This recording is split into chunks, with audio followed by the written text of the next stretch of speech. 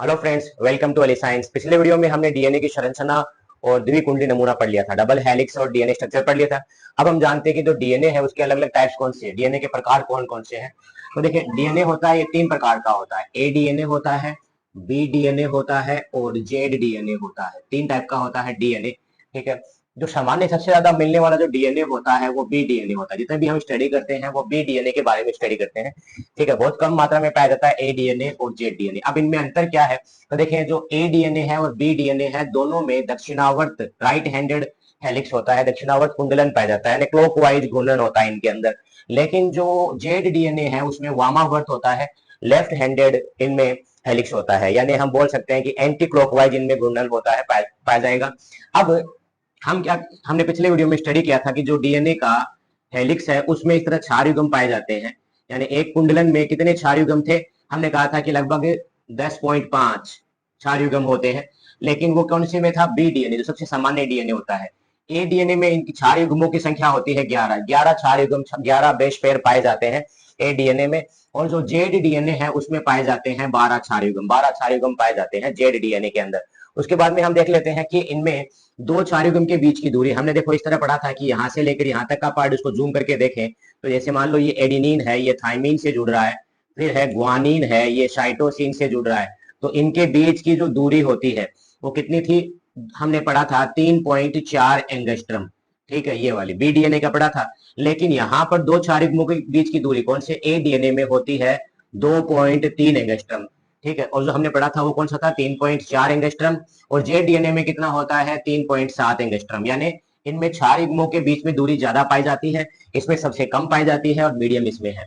अब आ जाते हैं, दो लड़ियां होती है डीएनए की। इस तरह हमने कहा था कि एक हमारे पास 5 डेज होता है, एक 3 डेज होता है।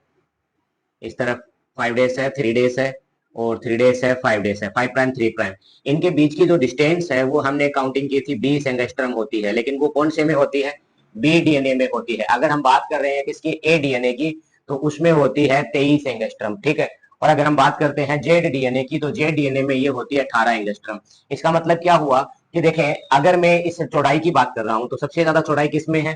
तो मैं कह दूंगा कि इसके अंदर सबसे ज्यादा चौड़ाई है। इनमें जो दो डीएनए है, दोनों रज्जुकों के बीच की चौड़ाई ज्यादा है। लेकिन ए और टी है, जी और सी है, यानी हमारे पास एडेनिन है, थाइमिन है, ग्वानिन और साइटोसिन है, इनके बीच का डिस्टेंस कम है। तो इसका मतलब क्या होगा? ये डीएनए है ना, वो नाटा जिसको हम बोलते हैं, जिसकी मतलब चौड़ाई ज्यादा होगी और हाइट कम होगी, ऐसा डीएनए होता है। ये सामान्य डीएनए होगा। और इस डीएनए में देखें क्या होगा कि चौड़ाई तो इनमें कम है, इसे सॉरी, इस तरह की जो चौड़ाई है दो डीएनए के दो रज्जुकों के बीच की, वो तो 18 एंगस्ट्रम ही है। लेकिन उनमें जो लेंथ है, दो हमारे पास क्षार युग्म है, उनके बीच की जो दूरी है वो इसमें ज्यादा है, वो है 3.7 एंगस्ट्रम। इसका मतलब क्या होगा? ये लंबा डीएनए होगा, पतला होगा और लंबा, पतला और लंबा डीएनए होगा। और ये डीएनए कैसा होगा? मोटा डीएनए होगा, लेकिन शॉर्ट डीएनए होगा, छोटा होगा। ये सामान्य डीएनए है।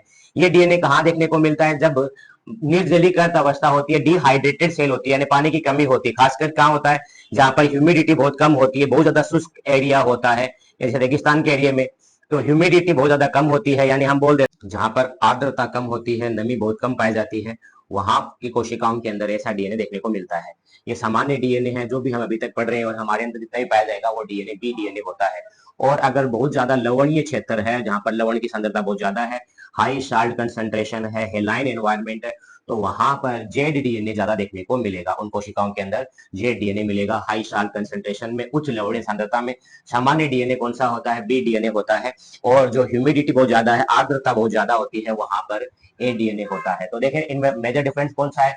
ए और बी डीएनए में दोनों में दक्षिणावर्त राइट हैंडेड हेलिक्स होता है, जेड डीएनए में वामावर्त लेफ्ट हैंडेड होता है।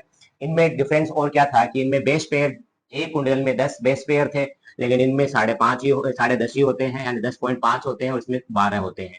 ठीक है। इनमें दो जो क्षार युग्म है उनके बीच की दूरी 2.3 एंगस्ट्रम है, इसमें 3.4 एंगस्ट्रम है, और जेड डीएनए में 3.7 एंगस्ट्रम होती है। इनमें दो हेलिक्स के बीच की जो लंबाई है, ये इसकी चौड़ाई हो जाएगी, वो कितनी होती है? 23 एंगस्ट्रम। इसमें 20 एंगस्ट्रम होती है और इसमें 18 एंगस्ट्रम होती है। तो ये था डीएनए के अलग अलग प्रकार, डीएनए के जो तीन प्रकार है उनके बारे में हमने जान लिया है। अगर ये वीडियो अच्छा लगा है तो अधिक से अधिक शेयर करें, सब्सक्राइब नहीं किया तो सब्सक्राइब भी कर दें, और हमें कमेंट करके जरूर बताएं। धन्यवाद।